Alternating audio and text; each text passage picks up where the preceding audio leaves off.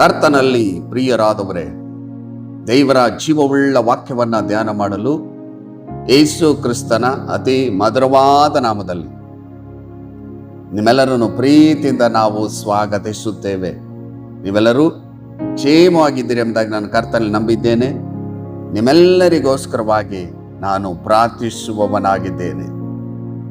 ಇಂದು ಧ್ಯಾನ ಮಾಡುವಂಥ ವಿಷಯ, ದೇವರನ್ನು ಗೌರವಿಸುವವರು ಯಾರು? ಅನೇಕ ಜನರು ದೇವರನ್ನ ಗೌರವಿಸುವುದಿಲ್ಲ. ದೇವರ ಮಕ್ಕಳು, ದೇವರ ಸೇವಕರು ದೇವರನ್ನ ಗೌರವಿಸಬೇಕು. ನೋಡ್ರಿ, ವಾಕ್ಯದಲ್ಲಿ ಏನು ಬರೆಯಲ್ಪಟ್ಟಿದೆ? ಕೀರ್ತನೆಗಳ ಪುಸ್ತಕ 50ನೇ ಅಧ್ಯಾಯ 23ನೇ ವಚನದಲ್ಲಿ, ಯಾರು ಸ್ತುತಿ ಯಜ್ಞಗಳನ್ನು ಸಮರ್ಪಿಸುತ್ತಾರೋ ಅವರೇ ನನ್ನನ್ನು ಗೌರವಿಸುವವರು. ತಮ್ಮ ನಡತೆಯನ್ನು ಸರಿಪಡಿಸಿಕೊಳ್ಳುವವರಿಗೆ ನನ್ನ ವಿಶೇಷವಾದ ರಕ್ಷಣೆಯನ್ನು ತೋರಿಸುವೆನು ಎಂಬುದಾಗಿ ಬರೆಯಲ್ಪಟ್ಟಿದೆ. ನಮ್ಮನ್ನು ಉಂಟು ಮಾಡಿದ ದೇವರು, ಒಂದು ದಿನವೂ ನಮ್ಮನ್ನ ಮರೆಯದಂತೆ ನಡೆಸುವ ದೇವರು, ಈ ಲೋಕದಲ್ಲಿ ಬರುವಂತ ಕಷ್ಟ, ಕಣ್ಣೀರು, ಬಾಧೆ, ಬಡತನ, ಹೋರಾಟಗಳಿಂದ ಬಿಡಿಸಿ, ಎಲ್ಲ ಶೋಧನೆಗಳಿಂದ ಬಿಡಿಸಿ ನಮ್ಮನ್ನ ಮುನ್ನಡೆಸುವ ದೇವರು, ನಮ್ಮನ್ನ ಪ್ರೀತಿಸಿದಂತ ದೇವರು, ನಮ್ಮನ್ನ ಮನ್ನಿಸಿ, ಸಹಿಸಿ, ಪೋಷಿಸಿ, ಬಲಪಡಿಸಿ, ಸಂತೈಸಿ ನಮ್ಮನ್ನ ಮುನ್ನಡೆಸುವ ದೇವರನ್ನು, ನಮಗೋಸ್ಕರ ತನ್ನ ಪ್ರಾಣವನ್ನು ಕೊಟ್ಟು ರಕ್ತವನ್ನು ಸುರಿಸಿ ಪಾಪ ಶಾಪಗಳಿಂದ ಬಿಡುಗಡೆ ಕೊಟ್ಟಂತ ಮಹೋನ್ನತ ದೇವರನ್ನು, ಪ್ರೀತಿ ಸ್ವರೂಪನಾದ ದೇವರನ್ನು ನೀವು ಸ್ತುತಿಸಬೇಕು. ಸ್ತುತಿ ಯಜ್ಞಗಳನ್ನು ಸಮರ್ಪಿಸಬೇಕು. ನಮಗಾಗಿ ಎಲ್ಲವನ್ನ ಮಾಡಿ ಮುಗಿಸುವಂತ ಮಹೋನ್ನತ ದೇವರಿಗೆ ಸ್ತುತಿ ಯಜ್ಞಗಳನ್ನ ಸಮರ್ಪಿಸಬೇಕು. ಅನೇಕ ಜನರು ಹೇಳ್ತಾರೆ, ನಾನು ದೇವರನ್ನ ಗೌರವಿಸ್ತೇನೆ, ಬೆಳಗ್ಗೆ ಸಂಜೆ ಮಧ್ಯಾಹ್ನ ನಾನು ಪ್ರಾರ್ಥಿಸ್ತೇನೆ. ಅನೇಕ ಜನರು ಹೇಳ್ತಾರೆ, ನಾನು ಸತ್ಯವೇದವನ್ನ ಕ್ರಮವಾಗಿ ಓದ್ತೇನೆ. ಒಳ್ಳೆಯದು, ದೇವರ ವಾಕ್ಯವನ್ನು ಓದಬೇಕು. ಆ ವಾಕ್ಯವನ್ನ ನಮ್ಮ ಜೀವಿತದಲ್ಲಿ ಅಳವಡಿಸಿಕೊಂಡು ದೇವರ ವಾಕ್ಯದಂತೆ ನಡೆದು ದೇವರನ್ನ ನಾವು ಘನಪಡಿಸಬೇಕು. ಇಲ್ಲಿ ವಾಕ್ಯದಲ್ಲಿ ನೋಡ್ತೇವೆ, ಯಾರು ಸ್ತುತಿ ಯಜ್ಞಗಳನ್ನು ಸಮರ್ಪಿಸುತ್ತಾರೋ ಅವರೇ ನನ್ನನ್ನು ಗೌರವಿಸುವವರು. ಹಾಗಾದ್ರೆ ದೇವರು ಮಾಡಿದ ಉಪಕಾರಗಳು ನೆನೆಸಿ, ನಮ್ಮ ಜೀವಿತದಲ್ಲಿ ಎಷ್ಟು ಅದ್ಭುತಗಳನ್ನು, ಅತಿಶಯಗಳನ್ನು ಮಾಡಿದ್ದಾರೆ ಅವೆಲ್ಲವನ್ನ ನೆನೆಸಿ ದೇವರಿಗೆ ಸ್ತುತಿ ಯಜ್ಞಗಳನ್ನ ಸಮರ್ಪಿಸಬೇಕು. ಆ ಸ್ತುತಿ ಯಜ್ಞಗಳನ್ನ ಸಮರ್ಪಿಸುವವರು ದೇವರನ್ನ ಗೌರವಿಸುವವರು ಎಂಬುದಾಗಿ ಸತ್ಯವೇದದಲ್ಲಿ ಬರೆಯಲ್ಪಟ್ಟಿದೆ. ನನ್ನ ಸಹೋದರ, ನನ್ನ ಸಹೋದರಿ, ನಿಮ್ಮ ಸಮಸ್ಯೆಗಳ ಮಧ್ಯದಲ್ಲಿ, ಹೋರಾಟಗಳ ಮಧ್ಯದಲ್ಲಿ, ಕಷ್ಟಗಳ ಮಧ್ಯದಲ್ಲಿ ದೇವರಿಗೆ ಸ್ತುತಿ ಯಜ್ಞಗಳನ್ನು ಸಮರ್ಪಿಸುವಾಗ ನಿಮ್ಮ ಜೀವಿತದಲ್ಲಿ ದೇವರ ಆಶೀರ್ವಾದಗಳನ್ನು ನೀವು ಕಾಣ್ತೀರ. ಪ್ರತಿದಿನ ದೇವರಿಗೆ ಸ್ತುತಿ ಯಜ್ಞಗಳನ್ನು ನೀವು ಸಮರ್ಪಿಸುವಾಗ ನಿಮ್ಮ ವಿಷಯದಲ್ಲಿ ದೇವರು ಸಂತೋಷ ಪಡ್ತಾರೆ. ಮಾತು ಬೆಳೆದ ದೇವರು ನಿಮ್ಮನ್ನ ಘನಪಡಿಸುತ್ತಾರೆ. ಕರ್ತನಲ್ಲಿ ಪ್ರಿಯರಾದವರೇ, ಅಲ್ಲಿ ವಾಕ್ಯದಲ್ಲಿ ನೋಡ್ತೇವೆ, ತಮ್ಮ ನಡತೆಯನ್ನು ಸರಿಪಡಿಸಿಕೊಳ್ಳುವವರಿಗೆ ನನ್ನ ವಿಶೇಷವಾದ ರಕ್ಷಣೆಯನ್ನ ತೋರಿಸುವೆನು. ಹಲ್ಲೆಲೂಯಾ. ದೇವರ ಪರಿಶುದ್ಧವಾದ ನಾಮಕ್ಕೆ ಸ್ತೋತ್ರವಾಗಲಿ. ವಿಶೇಷವಾದ ರಕ್ಷಣೆಯನ್ನ ದೇವರು ತೋರಿಸ್ತಾರಂತೆ. ವಿಶೇಷವಾದ ಆಶೀರ್ವಾದಗಳನ್ನ ನಿಮಗೆ ಕೊಡ್ತಾರೆ. ನಿಮ್ಮನ್ನ ರೂಪಿಸಿ, ನಿಮ್ಮನ್ನ ಅಭಿಷೇಕಿಸಿ ಉಪಯೋಗಿಸುತ್ತಾರೆ. ಹಾಗಾದರೆ ಪ್ರಿಯರೇ, ದೇವರು ಈ ವಾಕ್ಯದ ಮೂಲಕ ನಿಮ್ಮೊಟ್ಟಿಗೆ ಮಾತನಾಡ್ತಿದ್ದಾರೆ. ಮೊದಲದಾಗಿ ದೇವರನ್ನ ಗೌರವಿಸಿರಿ, ಎರಡನೇದಾಗಿ ನಿಮ್ಮ ನಡತೆಯನ್ನ ಸರಿಪಡಿಸಿಕೊಳ್ಳಿ. ದೇವರನ್ನ ಗೌರವಿಸುವಾಗ, ನಿಮ್ಮ ನಡತೆಯನ್ನು ಸರಿಪಡಿಸಿಕೊಳ್ಳುವಾಗ ದೇವರ ವಿಶೇಷವಾದ ರಕ್ಷಣೆಯನ್ನ ನಿಮ್ಮ ಜೀವಿತದಲ್ಲಿ ಅನುಭವಿಸ್ತೀರ. ವಿಶೇಷವಾದ ಆಶೀರ್ವಾದಗಳು ನಿಮ್ಮ ಜೀವಿತದಲ್ಲಿ ಹೊಂದಿಕೊಳ್ತೀರ. ನೋಡ್ರಿ ಪ್ರಿಯರೇ, ಲೂಕನು ಬರೆದ ಸುವಾರ್ತೆ 17ನೇ ಅಧ್ಯಾಯ 15ರಿಂದ 17 ವಚನದಲ್ಲಿ, ಅವರಲ್ಲಿ ಒಬ್ಬನು ತನಗೆ ಗುಣವಾದನ್ನು ನೋಡಿ ಮಹಾಶಬ್ದದಿಂದ ದೇವರನ್ನ ಕೊಂಡಾಡುತ್ತಾ ಹಿಂತಿರುಗಿ ಬಂದು ಯೇಸುವಿನ ಪಾದಗಳಿಗೆ ಅಡ್ಡಬಿದ್ದು ಆತನಿಗೆ ಉಪಕಾರ ಸ್ತುತಿ ಮಾಡಿದನು. ಅವನು ಸಮರ್ಯದವನು. ಯೇಸು ಇದನ್ನು ನೋಡಿ 10 ಮಂದಿ ಶುದ್ಧರಾದರಲ್ಲವೇ? ಮಿಕ್ಕ 9 ಮಂದಿ ಎಲ್ಲಿ ದೇವರನ್ನು ಸ್ತುತಿಸುವುದಕ್ಕೆ? ಈ ಅನ್ಯ ದೇಶದವನೇ ಹೊರತು ಇನ್ಯಾರು ಹಿಂತಿರುಗಿ ಬರಲಿಲ್ಲವೇ ಎಂಬುದಾಗಿ ಇಲ್ಲಿ ದೇವರು ಹೇಳುವುದನ್ನು ನಾವು ನೋಡಬಹುದು. 10 ಜನ ಕುಷ್ಠ ರೋಗಿಗಳು ಗುಣವಾದರು. ಅದರಲ್ಲಿ ಒಬ್ಬನು ಬಂದು ದೇವರ ಪಾದಗಳಿಗೆ ಅಡ್ಡ ಬಿದ್ದನೆಂಬುದಾಗಿ ನೋಡುತ್ತೇವೆ. ಅಲ್ಲಿ ವಾಕ್ಯದಲ್ಲಿ ನೋಡ್ಬೇಕಾದ್ರೆ ಅವನು ಗುಣವಾದದನ್ನು ನೋಡಿ ಮಹಾಶಬ್ದದಿಂದ ದೇವರನ್ನ ಕೊಂಡಾಡುತ್ತಾ, ನೋಡ್ರಿ, ಯೇಸುವಿನ ಪಾದಗಳಿಗೆ ಅಡ್ಡ ಬಿದ್ದು ಆತನಿಗೆ ಉಪಕಾರ ಸ್ತುತಿ ಮಾಡಿದನು. ಒಬ್ಬನು ಮಾತ್ರ ದೇವರ ಪಾದಕ್ಕೆ ಅಡ್ಡ ಬಿದ್ದು ಉಪಕಾರ ಸ್ತುತಿ ಮಾಡಿದನು, ಸ್ತುತಿ ಯಜ್ಞಗಳನ್ನು ಸಮರ್ಪಿಸಿದನು. ದೇವರೇ, ನನ್ನ ಜೀವಿತದಲ್ಲಿ ನೀನು ಎಷ್ಟು ಅದ್ಭುತಗಳನ್ನು ಮಾಡಿದೆ ಎಂಬುದಾಗಿ ಉಪಕಾರ ಸ್ತುತಿ ಮಾಡಿದ. ಯೇಸು ಹೇಳ್ತಾರೆ, ಯೇಸು ಇದನ್ನು ನೋಡಿ 10 ಮಂದಿ ಶುದ್ಧರಾದರಲ್ಲವೇ?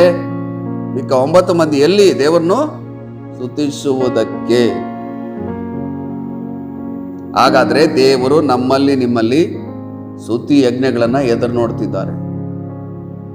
ನಾವು ದೇವರಿಂದ ಅನೇಕ ಆಶೀರ್ವಾದಗಳನ್ನು ಎದುರು ನೋಡ್ತೇವೆ. ದೇವರೇ, ನನ್ನ ಆಶೀರ್ವದಿಸು, ನನ್ನ ಕುಟುಂಬದಲ್ಲಿ ಅನೇಕ ಅಗತ್ಯತೆಗಳಿದೆ, ಇವೆಲ್ಲವನ್ನ ಒದಗಿಸಿಕೊಡು. ನನ್ನ ಮಕ್ಕಳನ್ನು ಆಶೀರ್ವಾದ ಮಾಡಿ, ನನ್ನ ಕುಟುಂಬನ ಆಶೀರ್ವಾದ ಮಾಡಿ, ಕೆಲಸ ಕಾರ್ಯಗಳನ್ನು ಆಶೀರ್ವಾದ ಮಾಡಿ. ಅನೇಕ ಪ್ರಾರ್ಥನೆಗಳನ್ನ ದೇವರಿಗೆ ನಾವು ಇಡ್ತೇವೆ. ದೇವರೇ, ನನ್ನನ್ನು ಆಶೀರ್ವಾದ ಮಾಡ್ರಿ ಅಂತ ಕೇಳ್ತೇವೆ. ಆದರೆ ದೇವರಿಗೆ ಉಪಕಾರ ಸ್ತುತಿ ಮಾಡಬೇಕು. ಇಲ್ಲಿವರೆಗೂ ದೇವರು ನಿಮ್ಮನ್ನು ಯಾವ ರೀತಿ ಆಶೀರ್ವಾದ ಮಾಡಿದ್ದಾರೆ, ಮುನ್ನಡೆಸಿದ್ದಾರೆ, ಅದ್ಭುತ ಮಾಡಿದ್ದಾರೆ, ಕಾಪಾಡಿದ್ದಾರೆ, ಎಲ್ಲವನ್ನ ನೆನೆಸಿ ನೆನೆಸಿ ದೇವರಿಗೆ ಉಪಕಾರ ಸ್ತುತಿಯನ್ನ ನಾವು ಮಾಡಬೇಕು. ಸ್ತುತಿ ಯಜ್ಞಗಳನ್ನ ಸಮರ್ಪಿಸಬೇಕು. ಯಾವ ವ್ಯಕ್ತಿ ಸ್ತುತಿ ಯಜ್ಞಗಳನ್ನ ಸಮರ್ಪಿಸ್ತಾನೋ ಆ ವ್ಯಕ್ತಿ ದೇವರನ್ನ ಗೌರವಿಸುತ್ತಾನೆ. ನಮ್ಮನ್ನ ಉಂಟು ಮಾಡಿದ ದೇವ್ರನ್ನ ನಾವು ಗೌರವಿಸಬೇಕು. ಒಂದೊಂದು ದಿನವೂ ಅದ್ಭುತಕರವಾಗಿ ನಮ್ಮ ನಡೆಸುವ ದೇವರನ್ನು ನಾವು ಘನಪಡಿಸಬೇಕು, ಆತನ ಆರಾಧಿಸಬೇಕು, ಉಪಕಾರ ಸ್ತುತಿ ಮಾಡಬೇಕು.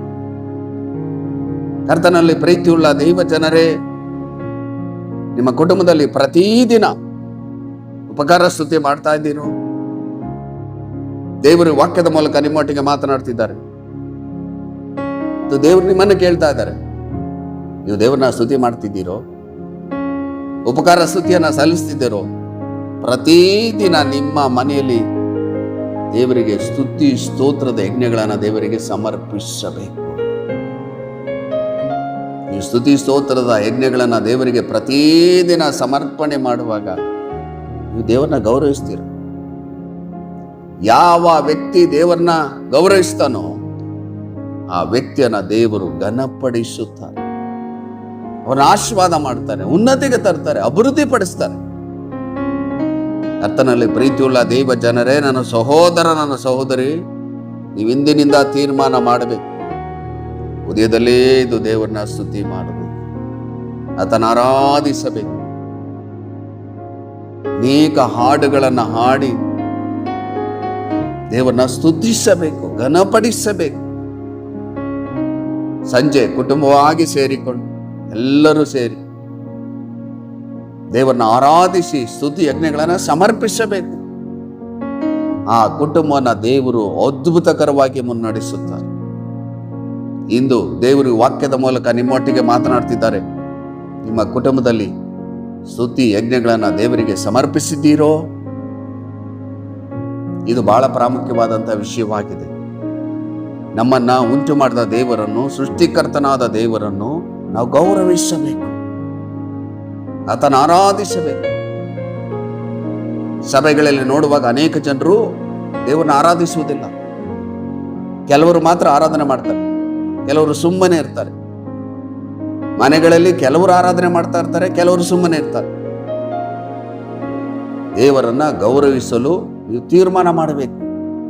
ನಿಮ್ಮನ್ನು ಉಂಟು ಮಾಡಿದ ದೇವರನ್ನು, ಸೃಷ್ಟಿಕರ್ತನಾದ ದೇವರನ್ನು, ನಿಮಗೋಸ್ಕರ ಪ್ರಾಣವನ್ನು ಕೊಟ್ಟು ರಕ್ತವನ್ನು ಸುರಿಸಿ ಪಾಪ ಶಾಪದ ಬಿಡುಗಡೆ ಕೊಟ್ಟಂತ ದೇವರನ್ನು, ಪ್ರೀತಿ ಸ್ವರೂಪನಾದ ದೇವರನ್ನು ನಿತ್ಯ ಜೀವನ ರಕ್ಷಣೆಯನ್ನ ಕೊಡುವಂತ ದೇವರನ್ನು ಸ್ತುತಿಸುವುದು ಅದು ನ್ಯಾಯವಾಗಿದೆ. ದೇವರಿಗೆ ಸ್ತುತಿ ಯಜ್ಞಗಳನ್ನು ನಾವು ಸಮರ್ಪಿಸಬೇಕು, ಆತನ ಗೌರವಿಸಬೇಕು.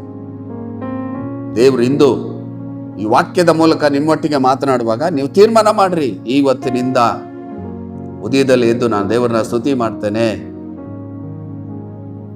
ಸಂಜೆಯಲ್ಲಿ ಎಲ್ಲರೂ ಒಟ್ಟಾಗಿ ಸೇರಿ ನಾವು ದೇವರನ್ನ ಸ್ತುತಿ ಮಾಡ್ತೇವೆ ಎಂಬುದಾಗಿ ನೀವು ತೀರ್ಮಾನ ಮಾಡಿ ಈ ದೇವರಿಗೆ ಸ್ತುತಿ ಯಜ್ಞಗಳನ್ನು ಸಮರ್ಪಿಸುವಾಗ ದೇವರನ್ನ ಗೌರವಿಸ್ತೀರ.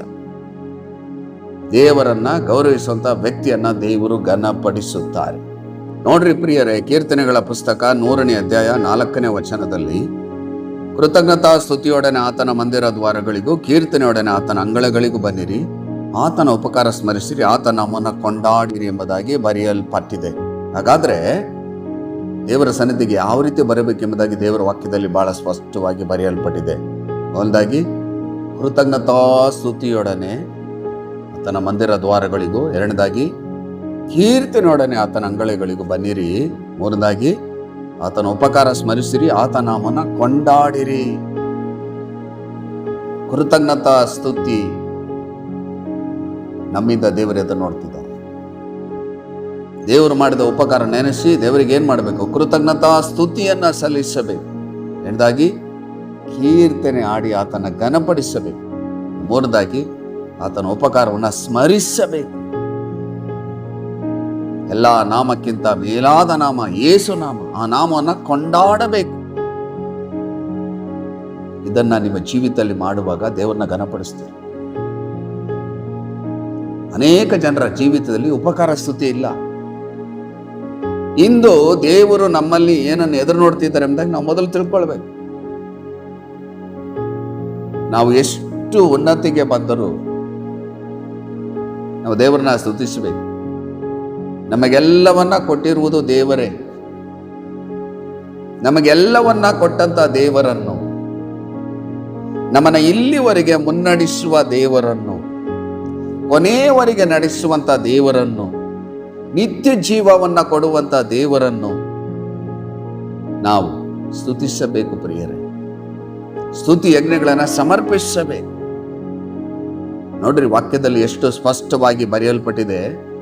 ಯೋಹಾನ ಬರೆದ ಸುವಾರ್ತೆ 4ನೇ ಅಧ್ಯಾಯ 24ನೇ ವಚನದಲ್ಲಿ, ದೇವರು ಆತ್ಮ ಸ್ವರೂಪನು, ಆತನನ್ನು ಆರಾಧಿಸುವವರು ಆತ್ಮೀಯ ರೀತಿಯಲ್ಲಿ ಸತ್ಯಕ್ಕೆ ತಕ್ಕ ಹಾಗೆ ಆರಾಧಿಸಬೇಕು ಎಂಬುದಾಗಿ ಬರೆಯಲ್ಪಟ್ಟಿದೆ. ನಮ್ಮ ಇಷ್ಟ ಬಂದ ಹಾಗೆ ಆರಾಧನೆ ಮಾಡುವುದಲ್ಲ, ದೇವರ ವಾಕ್ಯದಂತೆ ಆರಾಧನೆ ಮಾಡಬೇಕು. ಆತ್ಮೀಯ ರೀತಿಯಲ್ಲಿ ಸತ್ಯಕ್ಕೆ ತಕ್ಕ ಹಾಗೆ ದೇವರನ್ನ ಆರಾಧನೆ ಮಾಡಬೇಕು. ಆರಾಧನೆಯನ್ನ ದೇವರಿಗೆ ಸಲ್ಲಿಸಲು ದೇವರ ವಾಕ್ಯದಲ್ಲಿ ಏನು ಬರೆಯಲ್ಪಟ್ಟಿದೆ ಅದರಂತೆ ದೇವರನ್ನ ಆರಾಧನೆ ಮಾಡಬೇಕು. ದೇವರು ಆತ್ಮ ಸ್ವರೂಪನಾಗಿದ್ದಾನೆ, ದೇವರು ಪರಿಶುದ್ಧನಾಗಿದ್ದಾನೆ, ದೇವರು ನೀತಿ ಉಳ್ಳವನಾಗಿದ್ದಾನೆ, ದೇವರು ಸರ್ವಶಕ್ತನಾದ ದೇವರಾಗಿದ್ದಾನೆ, ಅಗಮ್ಯವಾದ ಬೆಳಕಿನಲ್ಲಿ ವಾಸ ಮಾಡುವ ದೇವರಾಗಿದ್ದಾನೆ, ದೇವರು ಶಕ್ತಿಯುಳ್ಳ ದೇವರಾಗಿದ್ದಾನೆ, ಮಹೋನ್ನತ ದೇವರಾಗಿದ್ದಾನೆ, ದೇವರು ಒಳ್ಳೆಯವನಾಗಿದ್ದಾನೆ, ದೇವರು ಕರುಣೆ ಉಳ್ಳವನು, ದಯವುಳ್ಳವನಾಗಿದ್ದಾನೆ, ದೇವರು ಪ್ರೀತಿ ಸ್ವರೂಪನಾಗಿದ್ದಾನೆ, ತನ್ನ ಪ್ರಾಣವನ್ನೇ ಕೊಟ್ಟು ತನ್ನ ರಕ್ತವನ್ನು ಸುರಿಸಿದಂತ ಮಹೋನ್ನತ ದೇವರಾಗಿದ್ದಾನೆ, ನಮ್ಮನ್ನ ಪಾಪ ಶಾಪಗಳಿಂದ ಬಿಡಿಸಿದಂತ ದೇವರಾಗಿದ್ದಾನೆ. ಈ ದೇವರನ್ನ ಯಾವ ರೀತಿ ಆರಾಧನೆ ಮಾಡಬೇಕು? ಆತ್ಮೀಯ ರೀತಿಯಲ್ಲಿ ಸತ್ಯಕ್ಕೆ ತಕ್ಕ ಹಾಗೆ ಆರಾಧಿಸಬೇಕು. ಪವಿತ್ರಾತ್ಮ ಭರಿತರಾಗಿ ಆರಾಧನೆ ಮಾಡಬೇಕು. ಪವಿತ್ರಾತ್ಮನು ಕೊಡುವಂತ ಆಲೋಚನೆಯಲ್ಲಿ ದೇವರನ್ನ ನಾವು ಆರಾಧನೆ ಮಾಡಬೇಕು. ದೇವರಿಗೆ ಸ್ತುತಿ ಸ್ತೋತ್ರದ ಯಜ್ಞಗಳನ್ನ ದೇವರಾತ್ಮ ತುಂಬಿಸಲ್ಪಟ್ಟವರಾಗಿ ದೇವರಿಗೆ ಸಲ್ಲಿಸಬೇಕು. ಆ ರೀತಿಯಾಗಿ ಆರಾಧನೆ ಮಾಡಲು ದೇವರ ಸನ್ನಿಧಿಯಲ್ಲಿ ಕೇಳಬೇಕು. ದೇವರೇ, ನಿನ್ನ ಚಿತ್ತಂತೆ ಆರಾಧನೆ ಮಾಡೋದನ್ನು ನಾನು ಕಲಿಸಿರಿ. ಪವಿತ್ರಾತ್ಮ ಭರಿತನಾಗಿ, ಪವಿತ್ರಾತ್ಮ ಭರಿತಳಾಗಿ ನಾನು ಆರಾಧನೆ ಮಾಡಬೇಕು. ನಿನ್ನ ಪ್ರಸನ್ನತೆಯಲ್ಲಿ ಆರಾಧಿಸಬೇಕು. ನಿನಗೆ ಸ್ತುತಿ ಸ್ತೋತ್ರದ ಯಜ್ಞಗಳನ್ನು ನಾನು ಸಮರ್ಪಿಸಬೇಕು ಎಂಬುದಾಗಿ ದೇವರ ಸನ್ನಿಧಿಯಲ್ಲಿ ನೀವು ಪ್ರಾರ್ಥನೆ ಮಾಡಿ ಆತ್ಮೀಯ ರೀತಿಯಲ್ಲಿ ಸತ್ಯಕ್ಕೆ ತಕ್ಕ ಹಾಗೆ ಆರಾಧನೆ ಮಾಡುವಾಗ ನೀವು ದೇವರನ್ನ ಗೌರವಿಸ್ತೀರ. ದೇವರನ್ನು ಗೌರವಿಸುವಂತ ವ್ಯಕ್ತಿಯನ್ನ ದೇವರು ಘನಪಡಿಸುತ್ತಾರೆ. ಇಷ್ಟು ದಿನ ಯಾವ ರೀತಿ ನಾವು ಆರಾಧನೆ ಮಾಡಿದ್ದೇವೆ? ಸತ್ಯಕ್ಕೆ ತಕ್ಕ ಹಾಗೆ ಆರಾಧನೆ ಮಾಡಿದ್ದೇವೋ? ಪವಿತ್ರಾತ್ಮ ಭರಿತರಾಗಿ ಆರಾಧನೆ ಮಾಡಿದ್ದೇವೋ? ದೇವರ ವಾಕ್ಯದಂತೆ ನಡೆದು ನಮ್ಮ ನಡತೆಯನ್ನು ಸರಿಪಡಿಸಿಕೊಂಡು ನಾವು ದೇವರನ್ನ ಆರಾಧನೆ ಮಾಡಿದ್ದೇವೋ? ನಮ್ಮ ಆರಾಧನೆಯನ್ನು ದೇವರು ಅಂಗೀಕಾರ ಮಾಡಿದ್ದಾರಾ? ನಮ್ಮ ಆರಾಧನೆ ಮೂಲಕ ದೇವರು ಸಂತೋಷ ಪಟ್ಟಿದ್ದಾರಾ? ಇದನ್ನು ನೀವು ಮೊದಲು ತಿಳ್ಕೊಳ್ಳಿ. ದೇವರಿಂದ ಈ ವಾಕ್ಯದ ಮೂಲಕವಾಗಿ ನಿಮ್ಮೊಟ್ಟಿಗೆ ಮಾತನಾಡುವಾಗ ದೇವರನ್ನ ಗೌರವಿಸಿರಿ. ದೇವರಿಗೆ ಸ್ತುತಿ ಸ್ತೋತ್ರದ ಯಜ್ಞಗಳನ್ನು ಸಮರ್ಪಿಸಿರಿ. ಆತನ ಪಾದಕ್ಕೆ ಅಡ್ಡ ಬಿದ್ದು ಆತನ ಆರಾಧಿಸಿರಿ. ಕೃತಜ್ಞತಾ ಸ್ತುತಿಯೊಡನೆ ಆತನ್ನ ಆರಾಧಿಸಿರಿ. ನಮ್ಮಿಂದ ಏನನ್ನೂ ಬಯಸದ ದೇವರು ಆತನು ಮಾಡಿದ ಉಪಕಾರವನ್ನು ನೆನೆಸಿ ಆತನ ಆರಾಧನೆ ಮಾಡಬೇಕೆಂಬುದಾಗಿ ದೇವರೇ ಅದನ್ನು ನೋಡ್ತಿದ್ದಾರೆ. ಅದನ್ನ ಮಾಡುವಾಗ ನೀವು ದೇವರನ್ನ ಗೌರವಿಸ್ತೀರಾ. ದೇವ್ರ ನಿಮಿಷದಲ್ಲಿ ಸಂತೋಷ ಪಡ್ತಾರೆ, ನಿಮ್ಮನ್ನು ಏರಳವಾಗಿ ಆಶೀರ್ವಾದ ಮಾಡ್ತಾರೆ. ಈ ವಾಕ್ಯವನ್ನ ಕೇಳಿಸಿಕೊಂಡಂತ ನೀವು ಒಂದು ತೀರ್ಮಾನ ಮಾಡಬೇಕು. ನನ್ನ ಜೀವಿತ ಕಾಲವೆಲ್ಲ, ಈ ಲೋಕದಲ್ಲಿ ಬದುಕಿರುವ ದಿನವೆಲ್ಲ ನಾನು ದೇವರಿಗೆ ಸ್ತುತಿ ಯಜ್ಞಗಳನ್ನು ಸಮರ್ಪಿಸಬೇಕು. ನೀವು ದೇವರನ್ನು ಆರಾಧನೆ ಮಾಡುವಾಗ ದೇವರ ಪ್ರಸನ್ನತೆ ನಿಮ್ಮನ್ನು ಆವರಿಸುತ್ತದೆ. ವೈರಿ ಮುಟ್ಟಲು ಸಾಧ್ಯವೇ ಇಲ್ಲ. ಯಾವ ಶೋಧನೆಗಳು ನಿಮ್ಮನ್ನ ಜಯಿಸಲು ಸಾಧ್ಯವಿಲ್ಲ. ಯಾಕಂದ್ರೆ ಸ್ತುತಿಯಲ್ಲಿ ಜಯ ಉಂಟು. ಆರಾಧನೆ ಮಾಡುವಾಗ ದೇವರ ಪ್ರಸನ್ನತೆ ಅಲ್ಲಿ ಇಳಿದು ಬರ್ತದೆ.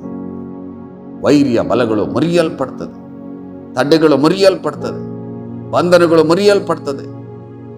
ದೇವರಾತ್ಮನಲ್ಲಿ ಚಲಿಸುತ್ತಾರೆ. ದೇವರಾತ್ಮನಲ್ಲಿ ಒಡೆತನ ಮಾಡಬೇಕು. ಎಲ್ಲರೂ ದೇವರಾತ್ಮನ ತುಂಬಿಸಲ್ಪಟ್ಟು ದೇವರನ್ನ ಆರಾಧನೆ ಮಾಡುವಾಗ ನಿಮ್ಮ ಕುಟುಂಬದ ವಿಷಯದಲ್ಲಿ, ನಿಮ್ಮ ವಿಷಯದಲ್ಲಿ ದೇವರು ಸಂತೋಷ ಪಡ್ತಾರೆ, ನಿಮ್ಮನ್ನು ಏರಳವಾಗಿ ಆಶೀರ್ವಾದ ಮಾಡ್ತಾರೆ. ಬನ್ನಿ ಪ್ರಿಯರೇ, ಸಮರ್ಪಣೆ ಮಾಡಿ ಪ್ರಾರ್ಥನೆ ಮಾಡೋಣ.